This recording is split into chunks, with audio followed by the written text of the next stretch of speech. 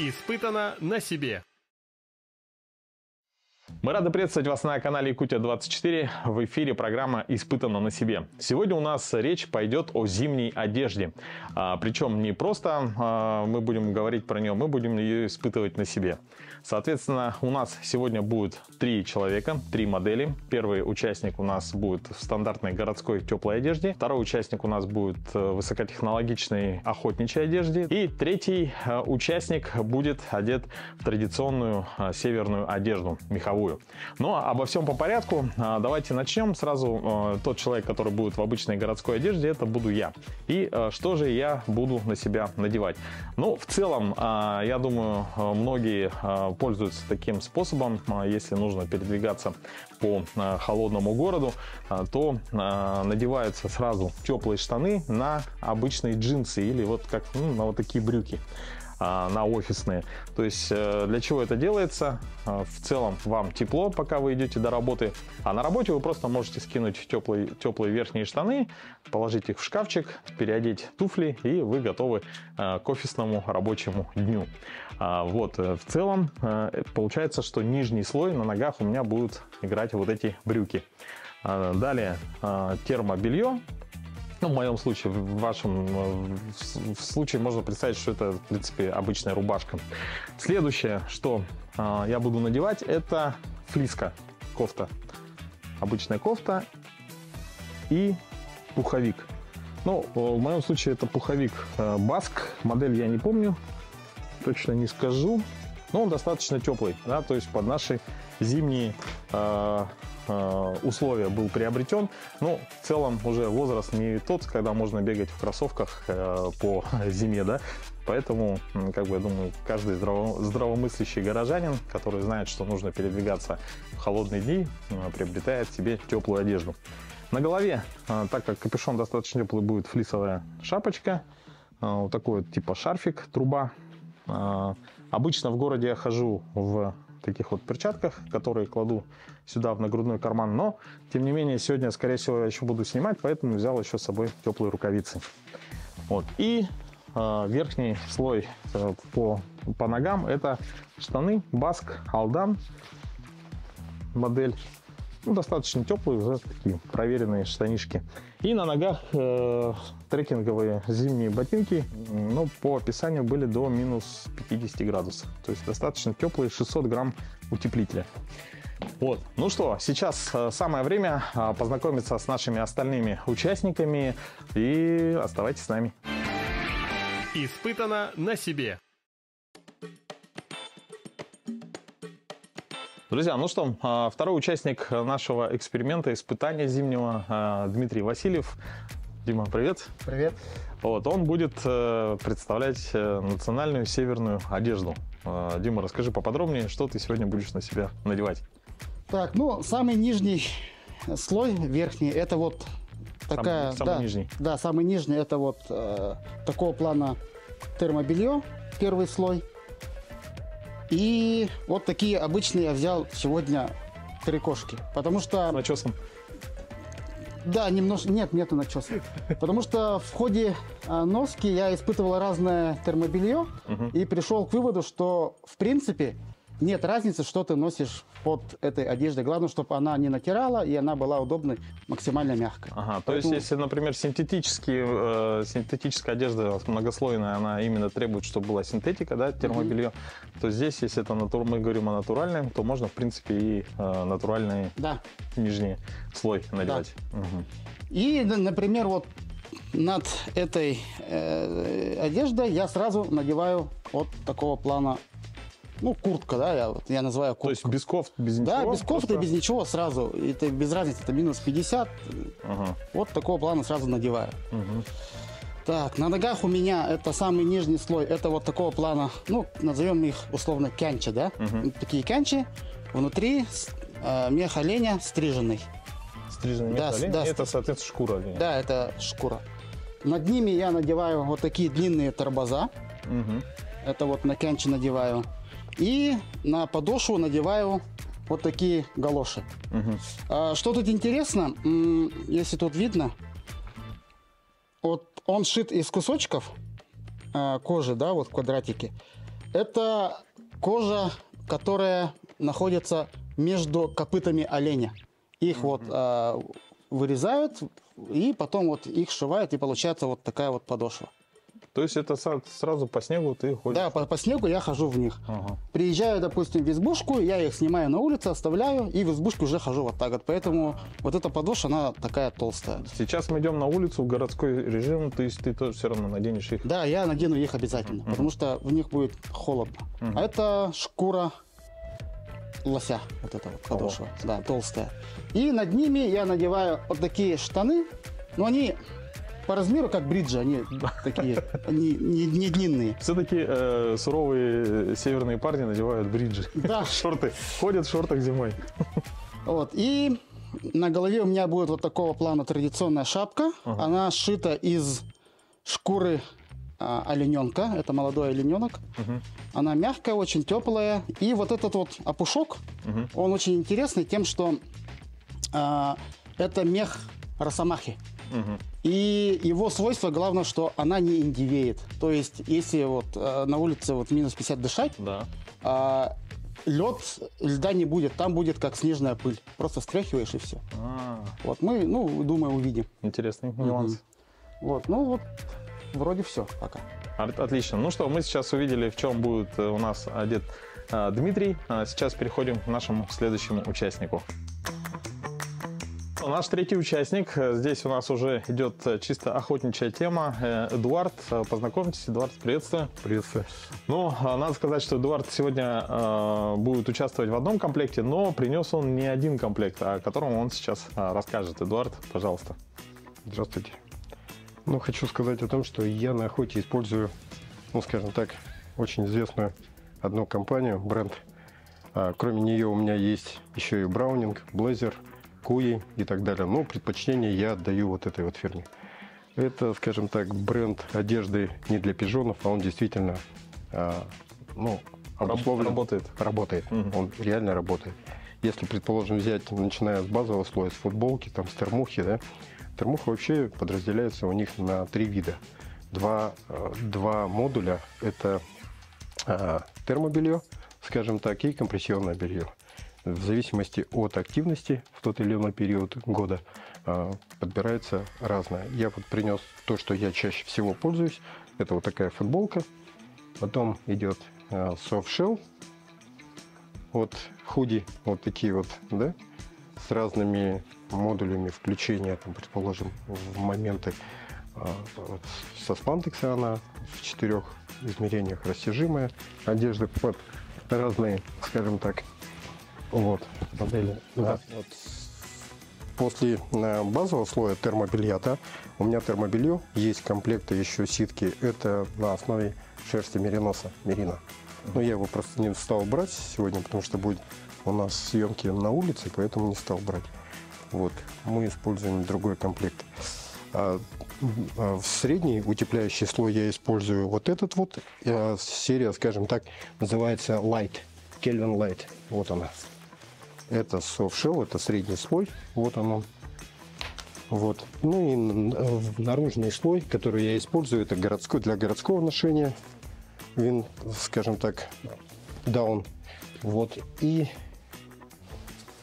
вот сейчас. И самый главный, самый теплый. У них вообще 4 есть вида. Это Blizzard, Boral, Incinerator и Fanatic. В данном случае у меня down. Вот этот пуховик, скажем, он легкий очень. И это самый верхний слой, да? Да, самый верхний слой. Он утеплитель Primaloft Go. Это 70% европейского гуся. С водоотталкивающей пропиткой, пух натуральный, и 30% эластана. Ну, надо отметить, да, что вот именно многослойная тема, да, вот Да. это. Например, если бы я увидел такую куртку в магазине, я пощупал, подумал, это, наверное, на осень, на нашу, да, где-то вот так вот. Ну, а в целом, когда это работает со слоями, то есть это можно носить и до скольки градусов? Ну, я ношу спокойно до 50, до 60, вот система слоев вот этих элементарно. То есть позволяет комфортно передвигаться. Да. Вот такие вот. То бишь, ну, система слоев, она работает каким макаром? Это паропроницаемость, теплоизоляция пар выводит, тепло сохраняет внутри, не дает человеку замерзнуть. Почему вот мы в 80-е, в 90-е годы, когда охотились, носили кальсоны старые, ХБ, поддевки, там так называемые кальсоны, да? Они с ХБ были шерстяные, полушерстяной, они гигроскопичны, они накапливают влагу и не отводят ее. Поэтому в статике после активности определенной ты начинаешь замерзать. Здесь это все отводится. Ну, действительно. Но опять же нужно понимать, что нужно сочетать грамотно вот эти слои, чтобы действительно они работали. А Я еще слышал, что, например, если взять как в середину, например, каким-нибудь вторым или третьим слоем взять другой материал или еще что-то, то он не работает. Не работает абсолютно. И после этого начинают люди ругаться, материться, там, хаять эту одежду, что она действительно не рабочая, хоть и дорогая и так далее. Просто нужно гармонировать грамотно, эффективно, чтобы она работала. Вот. А сегодня я одену худи Heavyweight. Она вот с системой PolyGen. Она с солями серебра наполнена, которая обеспечивает бактериостатическое как обеззараживание и предотвращает развитие микроорганизмов, бактерий, которые вызывают от пота запахи там, и так далее, и так далее. На охоте запах человека не распространяется, используя если вот эту одежду системой PolyGen. Это вот будет базовым слоем. Soft Shell это вот такой будет у меня, тоже этой же фирмы. Вот. А верхним слоем я одену, скажем так, набирающие обороты среди якутских охотников фирмы King Hunter. У меня есть 3 костюма King Hunter. Это вот Winter, есть демисезонный, тройка. Вот. И есть еще ветрозащитный специальный. Он больше на осень. Вот. Всеми 3 костюмами я активно пользуюсь. Вот сегодня мы затестим вот этот вот, чем он хорош. Он, ну, естественно, удлиненный покрой, парки, закрывающий спину. Вот. В наиболее нагруженных местах 8 карманов. Сейчас покажу. Комбинезон такой вот удлиненный. Вот. Очень с наколенниками. Нагрудные карманы есть, утепленные. То бишь. И самая главная фишка этого костюма в том, что у него встроена, да, у него электрические нити, и у него есть система подогрева. Есть карман, есть провод, подключаешь его, все, вставляешь его, и вот здесь вот есть кнопочка, вот она активировалась долгим нажатием. Это самый слабый зеленый режим, синий это средний, и красный это самый максимальный разогрев. Разогрев спины, плечевого пояса. Ну и что сегодня мы, наверное, увидим с помощью тепловизора. Да, сегодня у нас... и перчатки, понятно, да? Перчатки и обувь. Так, перчатки я использовать буду Remington. Внутри вот такие вот перчатки. И для быстрого сброса я использую вот такие вот варежки, особенно в зимний период, когда холодно, они на резинке, и скинул, удобно, перчатки будут внизу находиться. Обувь я использую, если где-то в статике, то, ну вот опять же, имеющий высокую популярность у нас, это фирма Каблан, обычные эво-сапоги с хорошим вкладышем кенчи. Вот. Если двигаюсь, если средняя активность, я использую унты тоже. А для активности, для активной ходьбы я использую, как, вот так показать, да? Да. North Face. Вот. А термобелье, в котором я обычно нахожусь, это фирма Матома. Ну, цена-качество. Нормально. И шапка. Шапка, да. Шапка у меня, я на охоте обычно использую для ходовой охоты балаклаву. Использую. Типа подшлемника такая вот демисезонная шапочка Remington. Вот. Ну и ветрозащитная, непродуваемая шапка-ситка тоже. Она такая утепленная, легкая, но и в то же время ветрозащитная. Вот. Отлично. Друзья, ну что, сегодня хотелось бы отметить, что мы будем производить мониторинг не только своими чувствами, да, субъективными, но также будем по возможности снимем, когда у нас вся одежда охладится, на тепловизор. И плюс, как мы все оденемся, также мы разместим на каждом участнике датчики, термодатчики, которые каждые 3 минуты будут фиксировать температуру. Один, я думаю, ну, повесим где-то в районе груди, да, вот здесь, и второй там на левой или на правой ноге, ближе вот к лодыжке, да. Вот, ну а сейчас, прежде чем мы начнем одеваться, давайте взвесим наши одежды. Испытано на себе. Обычные весы у нас тут как бы не на миллиграммы, да, идет разговор. В целом, для интереса сейчас мы замерим комплект каждого участника. Сейчас Эдуард загружает в сумку свою одежду. С обувью будем делать или без обуви? Да, без. А у Димы-то будет с обуви. Да? Скорее всего, ага. Ну, я могу снять вот эти. Давай, ага, Да? с обувью сделаем. Сниму? Пауэрбанк тоже будем класть? Пауэрбанк висит. Там, я не знаю. Надо. Ну, давайте. Ну, это отразим. Да. 30 тысяч миллиампер этот пауэрбанк, достаточно увесистый сам по себе. Но можно, соответственно, поменьше, но и времени, конечно, он будет тоже работать поменьше. Так, готовы? Сейчас стаканится. 7 килограмм 100 грамм. Даже, 7200. Обратите внимание, что так как сильно, да, все-таки линяет одежда. Да, есть такое. Поэтому, допустим, в машине или где-то это очень, ну, довольно неудобно бывает. Но мы одеваемся без бушки в эту одежду. Или, ну, перед посадкой на буран непосредственно в гараже там, или где-нибудь. Поэтому нормально. Так, все вместе с ботинками. Так, ну-ка. Владислава. Самому любопытно, сколько они весят. 6700. 6700. Примерно. Да, на полкило. Так. Ну, кстати, интересно, да? Я думал, что высокотехнологичная будет полегче. Если бы ситки было 100%. То есть полегче было. Хорошо. Так, да, сейчас, значит, городская одежда у нас загружается в баул. Я не знаю, влезет, нет? Вот так вот. Так, и ботинки. Ну, эти брюки я не буду снимать себе. Шапку там туда-сюда положил, рукавицы. Я положил уже внутри все. Так, и взвешивание. Так, 0.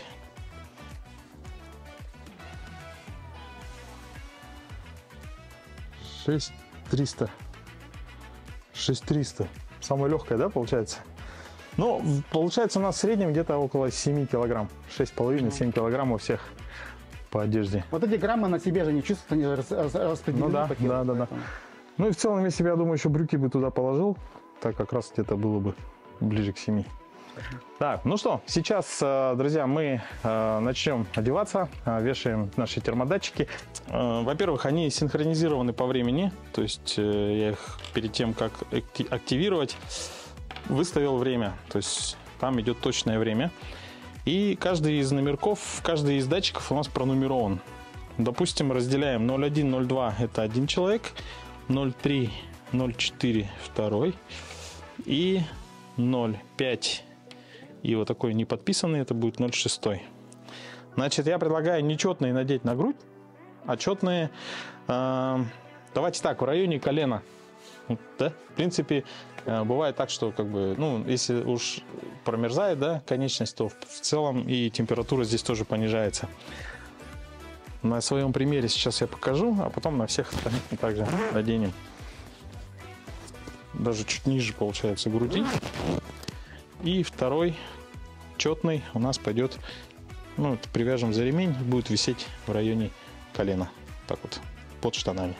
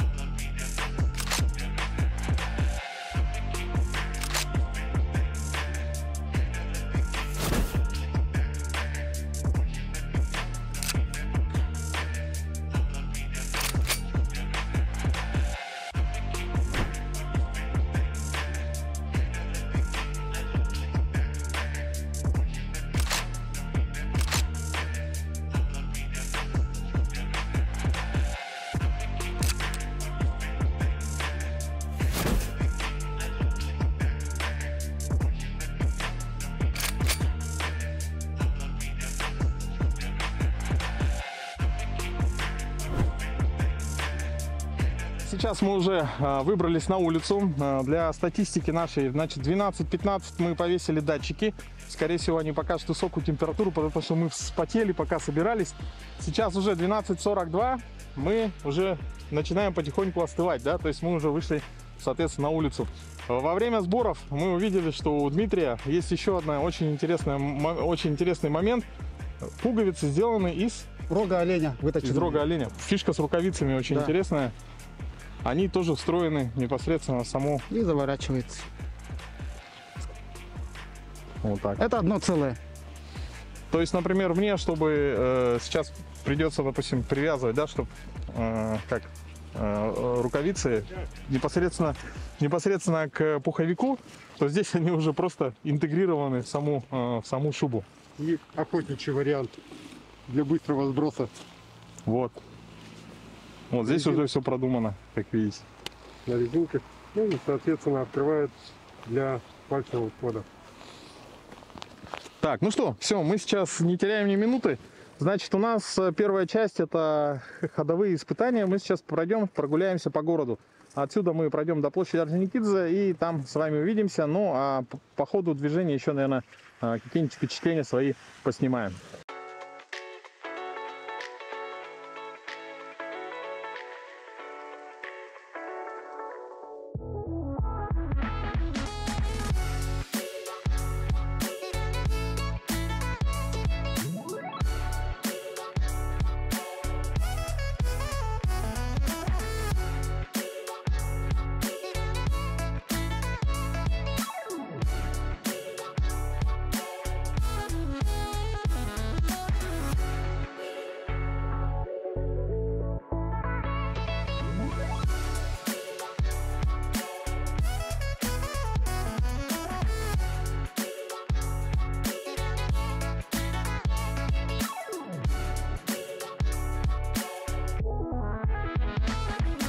Мы прошли чуть меньше километра. У нас ушло на это где-то около 12-15 минут. Сейчас такой чекпоинт, да? Мы сейчас кто что.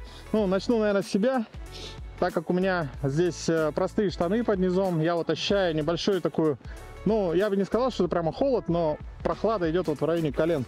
Как раз, кстати, где висит датчик в целом, а здесь очень жарко.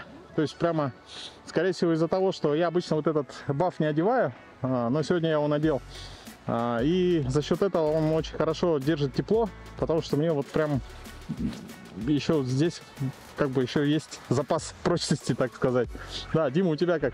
Ну, ожидаемо тепло, потому что этот костюм я уже ношу лет 7, наверное, именно вот этот. Но ожидаемо тепло, по ощущениям, ну, комнатная температура, как будто я нахожусь дома, лицо тоже не мерзнет, ничего не мерзнет. Все хорошо. То есть нет такого момента, что прямо жарко где-то? Нет, у меня перегрева нет. Перегрева нет? Ага. То есть я чувствую, что вот у меня вот еще пока вот в районе спины такое, ну, жарит. Эдуард, у вас какие ощущения через километр?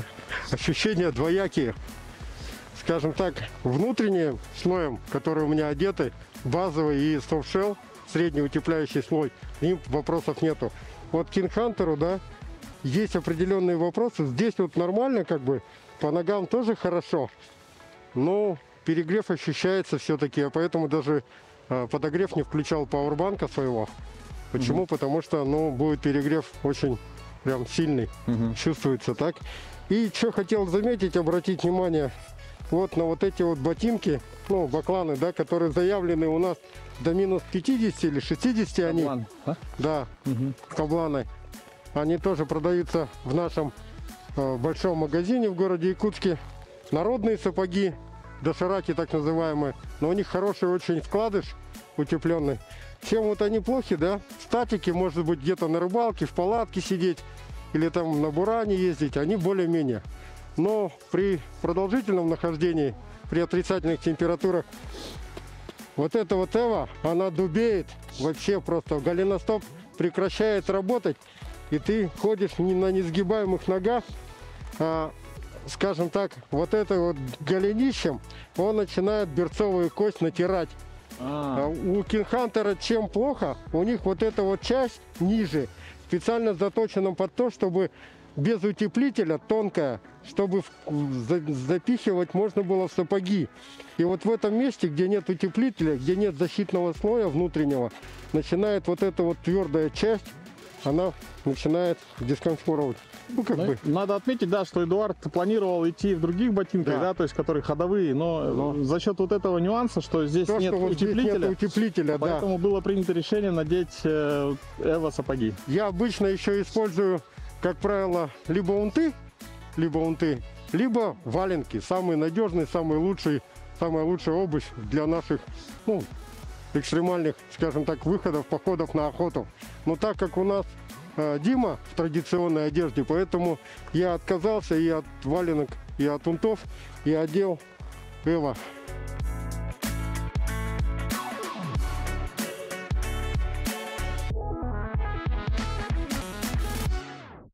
Традиционно как бы считается, что из белого оленя полностью одежду не шьют, потому что это как праздничная одежда считается почти. Его обычно используют как для узоров, то есть шкуру режут на лоскутки и как вставочки бунты, тоже туфлянки, вот в них используют как элементы узора. Ага, то есть, грубо говоря, это не такая традиционная одежда в плане для повседневного использования, да? Да, это такая праздничная, нарядная одежда. Ага.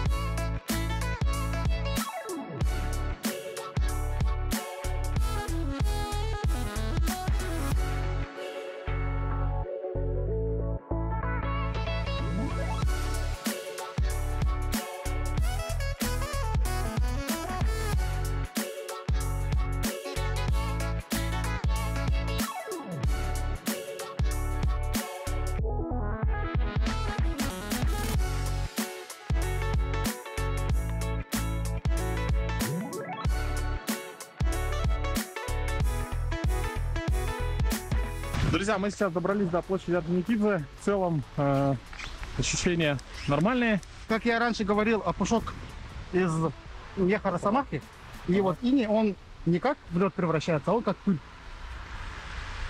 Стряхнул и все. Оттряхнул. Так, вот здесь на шапке он как лед, да, получается?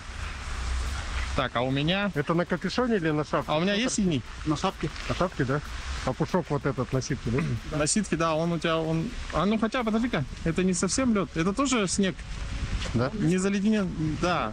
Он Может, более плотный. Может снять капюшон? Более плотный. Нет, капюшон ничего страшного. Капюшон нормально. Имеется в виду на самой шапке. Вот. А у меня тоже есть, да, или нет? Нет, у тебя за счет того, что у тебя труба, у тебя вообще нету инея. Тепло, да? Да, только вот в районе Вот здесь. рта, где дышишь. Ну, кстати, вот этот момент, вот, допустим, даже если я вот так отведу, Очень классно. холоднее. Если прям холодно, я вот так закрываю, и все, и комфортно. Ну, именно для охоты-то нужен Обзор? широкоформатный угол обзора. Да-да-да. Вот это вот больше для экстремальных видов, когда действительно находишься в статике, а охотнику нужно наблюдение. И поэтому делают анатомический крой, в том числе и капюшона. И капюшон, причем влагозащищенный, водонепроницаемый и ветроустойчивый. Ну, кстати, да, если бы, допустим, в гражданской версии, скорее всего, вот это было бы подлиннее, да? Конечно. То есть, а здесь это такое укороченное. Вот, видишь, примерно даже хотя бы так. Ну-ну-ну. А у охотников нет, у него должен быть наблюдение. Да, вот интересный нюанс. А еще интересный нюанс мы заметили, обратили внимание.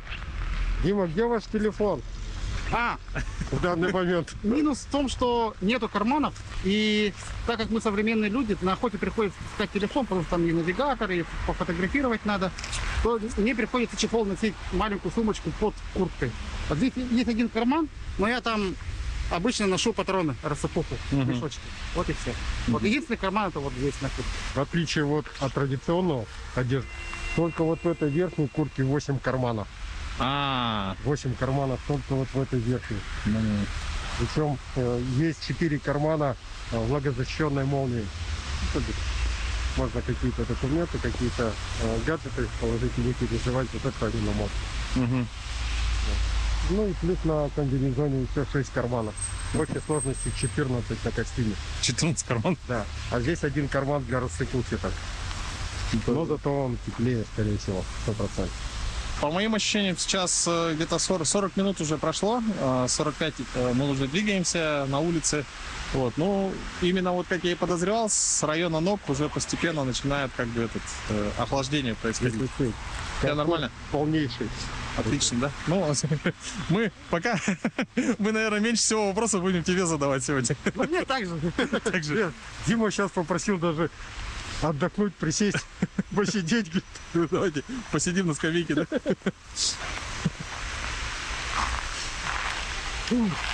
Мы для чистоты эксперимента не стали скидывать снег со скамейки и присели как есть. И вот сейчас вот я сколько сидим? Минуты 3, наверное, уже.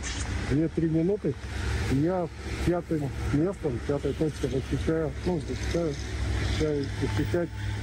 приближение холода. Прохлада, да? Да. Ну-ка, Дима? Я ощущаю только то, что я сижу на твердой поверхности. Никаких других ощущений температуры? Температурных изменений нет. А я вот уже начинаю ощущать 100%. Спиной нет, попой, да. Но я даже садиться не буду. Да, интересно.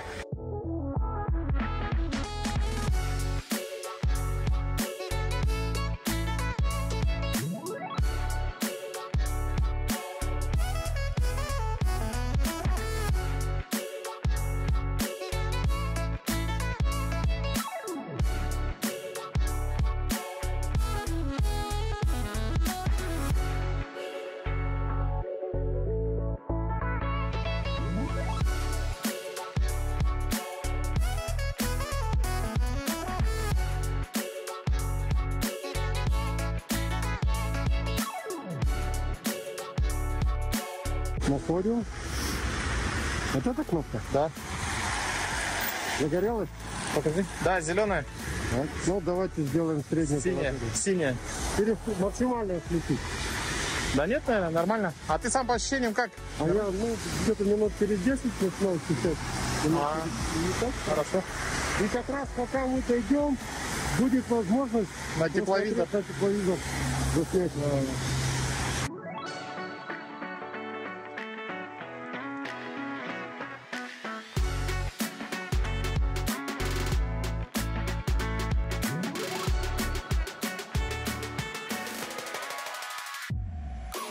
Здравствуйте.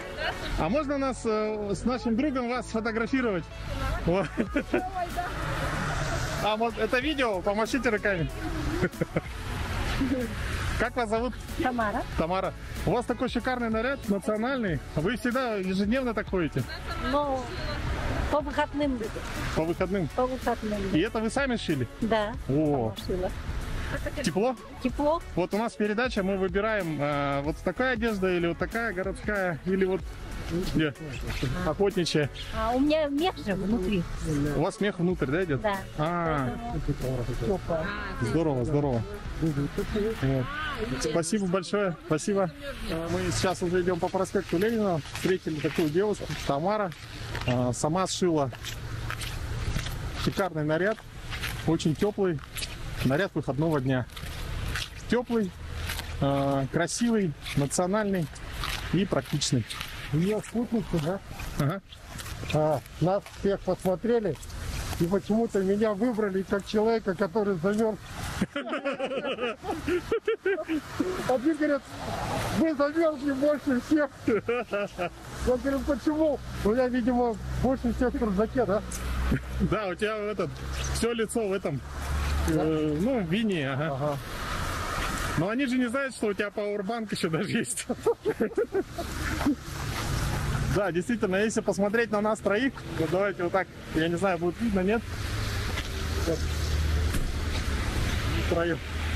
То, если посмотреть на Эдуарда, то кажется, что действительно он замерз сильнее всех. Но это под вопросом, потому что И я, как знаю, сейчас хоть и задубели сапоги, да, у Эдуарда, но им комфортно, тепло. Да. Я уже чувствую, мы уже где-то около чуть больше часа идем по улице. И в целом у меня вот с нижней части как бы уже немного подтягивает. Надо сказать, что действительно, в городском режиме, я думаю, вряд ли кто-то пешком будет ходить больше там получаса, час, наверное, максимум.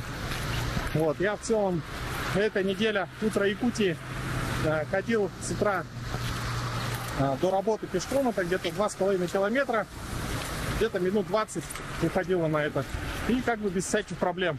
То есть для городского режима в целом как бы я испытал уже на себе. Вот, но сейчас мы заходим немного за пределы, уже больше часа идем по улице, и я вот чувствую уже тонкие моменты.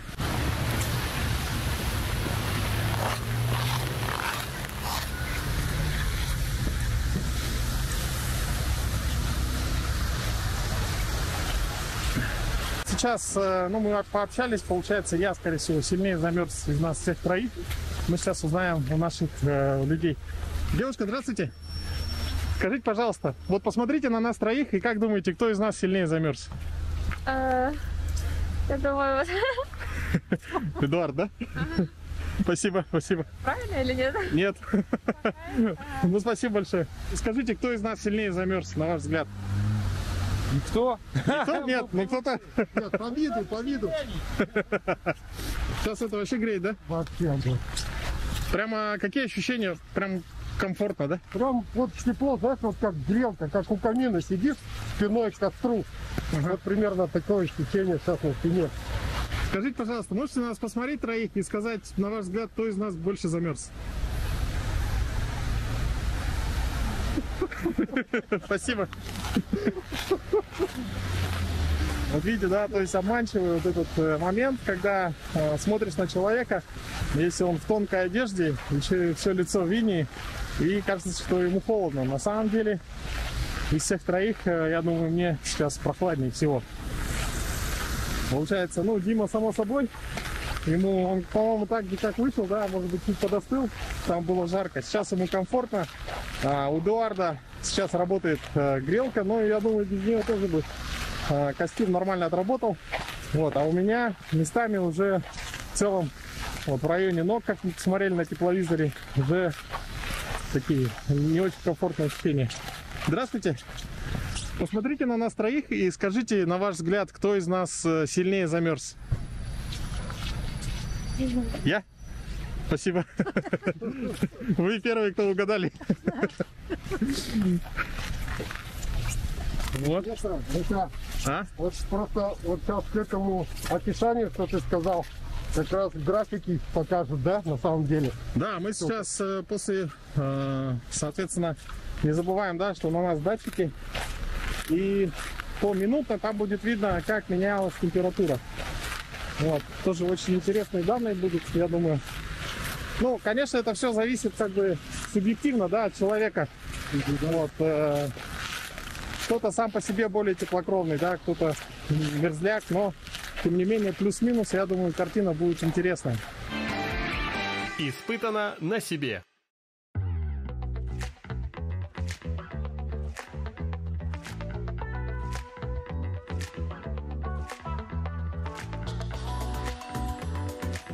Информация с датчиков дала интересные результаты. Как видим, вначале идет небольшой подъем температуры.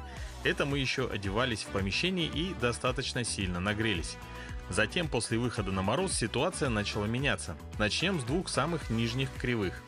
Зеленая кривая – это датчик, висевший на уровне колен у Эдуарда, и в нижней точке он охладился до минус 14,5 градусов.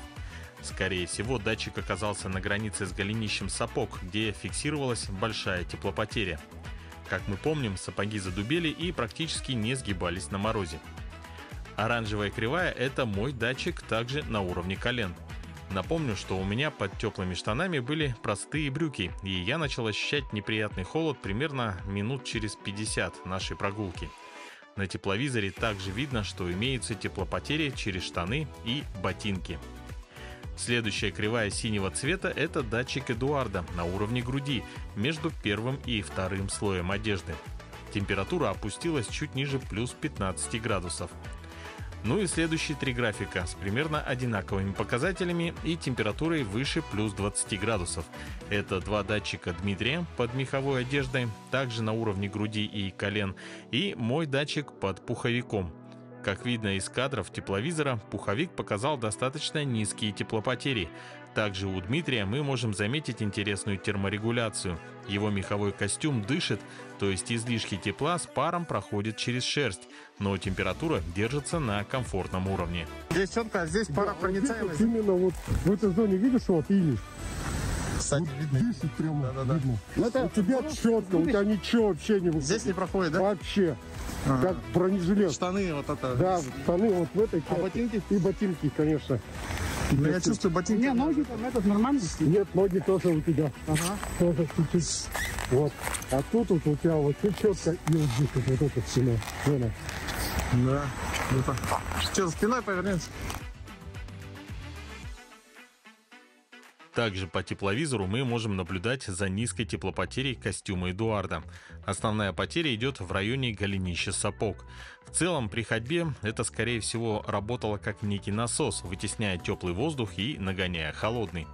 Если бы Эдуард надел унты, то результат был бы другим. Но мы изначально сделали сравнение между натуральными и синтетическими материалами.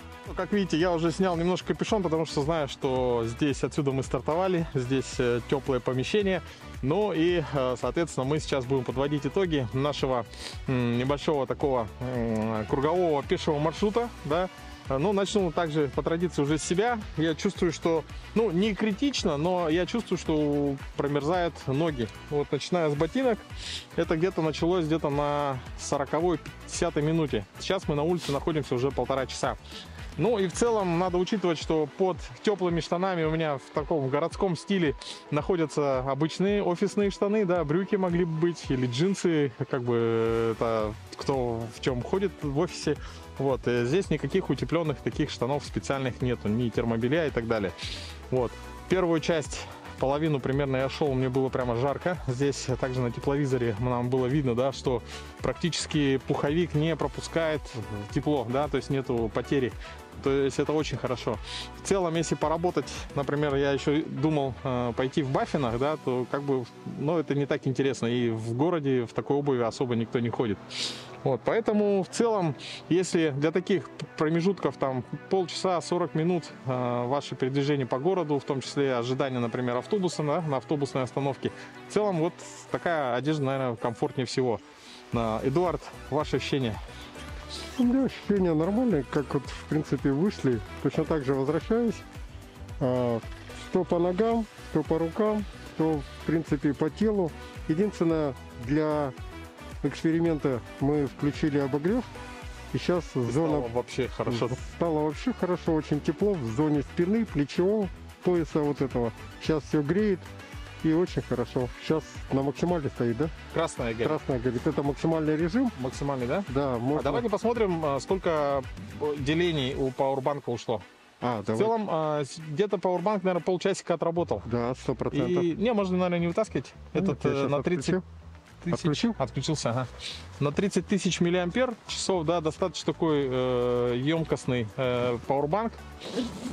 Сейчас узнаем, сколько у нас... Так, по-моему. Так.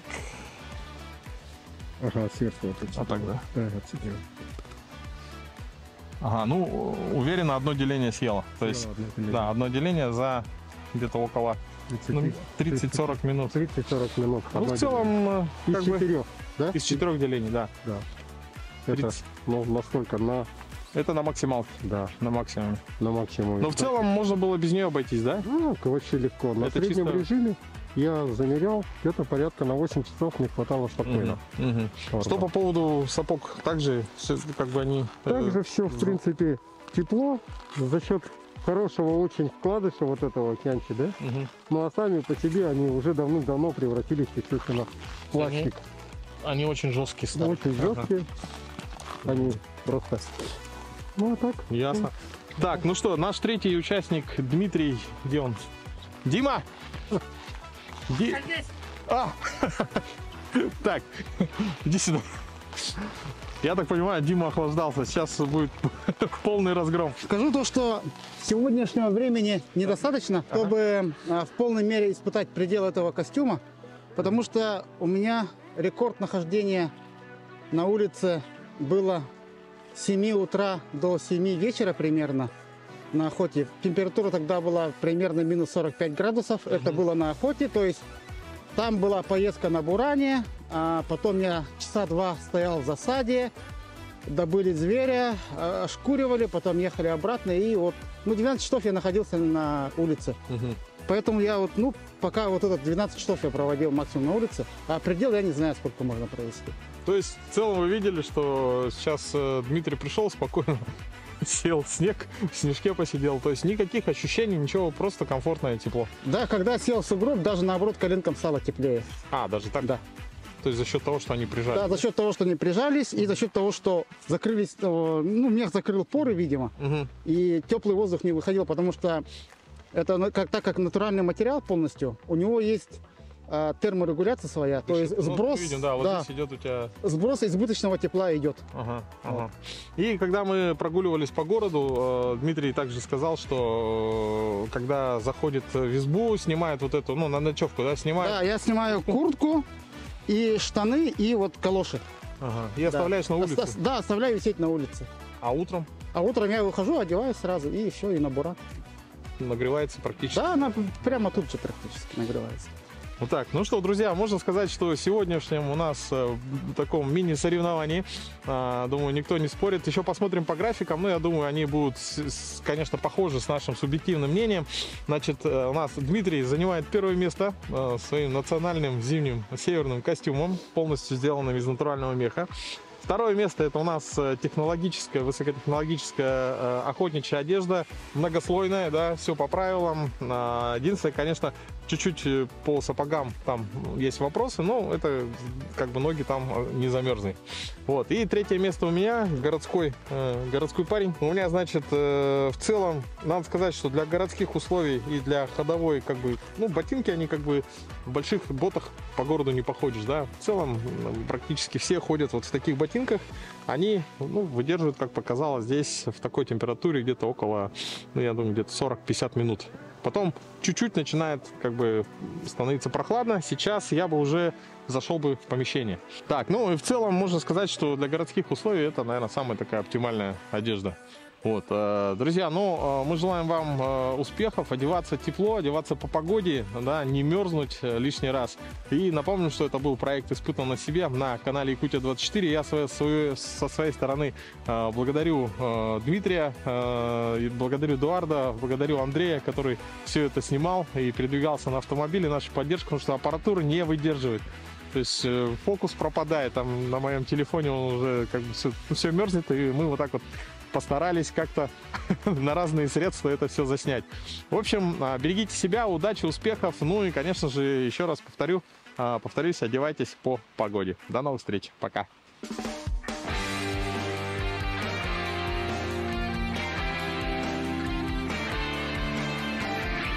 Испытано на себе.